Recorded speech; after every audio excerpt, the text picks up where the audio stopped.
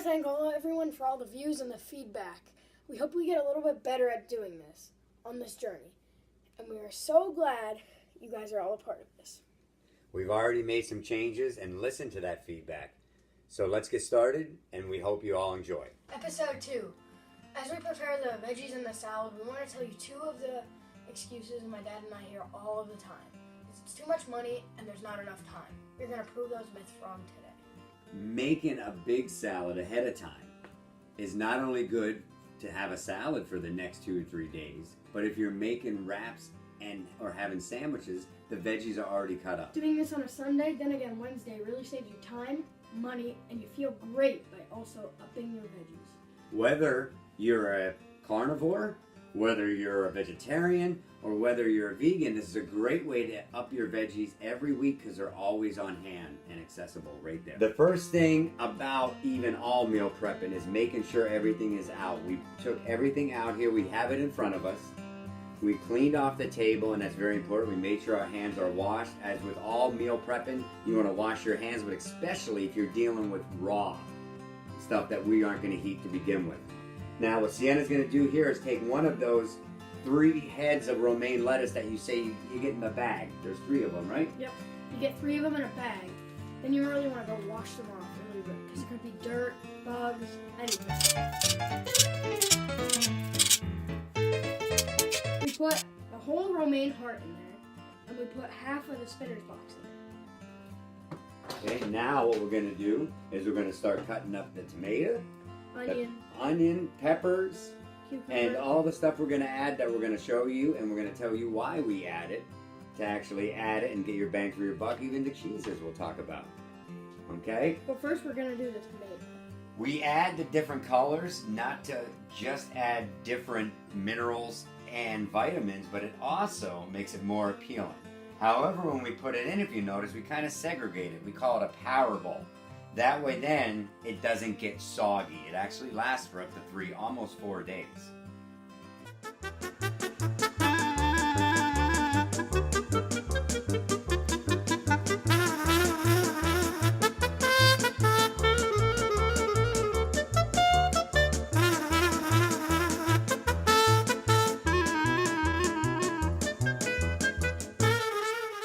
The cucumber, I will actually talk a minute about these. What these are here is these are actually one of the most nutrient dense foods on the planet. These are sprouts. And I realize it's a nice way we can hide them, kind of. We can just throw them in there. These are broccoli sprouts. It's because they're so small. They're not really big. If you put like big chunks in them, they're big. But you're not going to do that. You're going to spread them around. You spread them around. It gives a little texture, gives a little flavor. Some are zesty, even. So try them out. Look in the stores for them. I know people that even do their own sprouts. Okay, and then Sienna's also taking some onion here. I'm going to put some of the onion in over here. And one of my favorites here with the avocado. Okay. And the best way to get the avocado out, of course, is with the spoon. I cut it in half, take it out, and it actually comes out like that. You have to like scoop it out. Scoop it right out. It comes out with the spoon. I'll set it here for you, Bug, and then you could cut that up. And then that's another thing you really want to segregate in that salad, because then when you make your own salads and pull it out, you can actually just sit there and get a piece or 2 of avocado if you want, or maybe some salads you don't want, whatever you want. That's what's nice about having that power bowl like that. Yeah, you can limit it to whatever stuff you want. You could put chicken, you could put... if you don't like avocado, then don't put avocado in. Yep. If you don't like sprouts, don't put sprouts in it. Yeah. Like, put other stuff in it. Yeah, having this big of a power bowl gives you those options. You could substitute it for whatever you want. Like, what we're putting in it, we're going to put chicken nuggets in it, but they're not real chicken nuggets. Like, we have a substitute from chicken nuggets. They're made out of plants, based on plant protein. So... And then you also have crab meat that you're going to put on top of yours. So we're going to actually show you 2 varieties of salads just today. That doesn't mean, again, if tomorrow we make a wrap or we have a sandwich, we might just reach in and get those veggies that are already pre-cut. It's just another way we can sneak in constant more veggies. We also throw on top of our salads and on top of our power bowls is some quinoa. And the reason why I throw the quinoa in is it throws that extra amount of protein in it, and it's also more amino acids. The more amino acids we add, the actual more protein, and we absorb even more, of it. And what is quinoa? Quinoa is actually a seed. They put it off as like it's rice or, but it's not. It's actually a seed, but it is very good. It is very good, very easy to make. What I do is probably about once a week, I will actually just get a half cup of quinoa, 1 cup of water. I make that up, and then here's some for the salad, and then during the week, even if I make a stir fry, I can add it with brown rice. I probably actually only prep 2 times a week.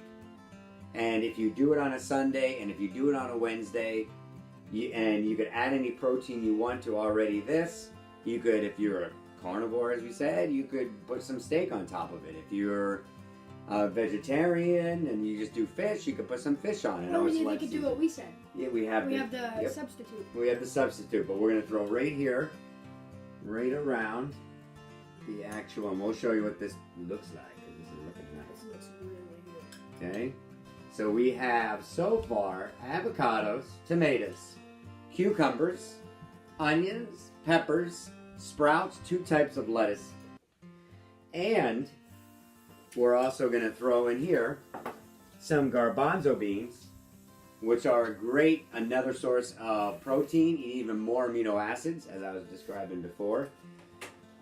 So that right there. And we'll throw some of these in here. We'll put them on this side. As you want to keep washing your hands. Of course, as you go. Each time you do everything, I do it every other time. Like if I make onions, then I'll do the peppers, and I'll go wash my hands. You want to keep washing your hands. Yes, and what we're also going to do too is we have a hard-boiled egg. We have hard-boiled eggs. That's one thing that usually at least every other week I will hard-boil about 6 or 7. I'll keep about 4 or 5 in the fridge, so during the week if Sienna wants a snack, I want a snack after a run, or just to get some extra protein in. And then also when we make our salad, it's something in there that actually adds some great value to it.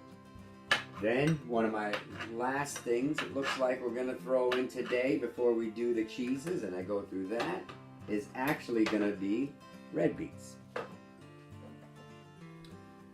The red beets have a lot of minerals and vitamins and all that. So. And they're a great detoxifier. Okay, we're going to throw the beets in, and of course they are one of my favorites. They're awesome. I love beets.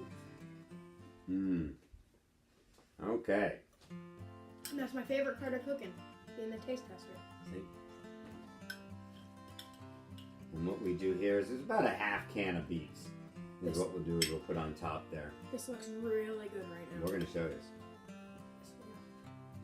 And then we're going to show you then at the end what we did with we made 2 different types of salads with it.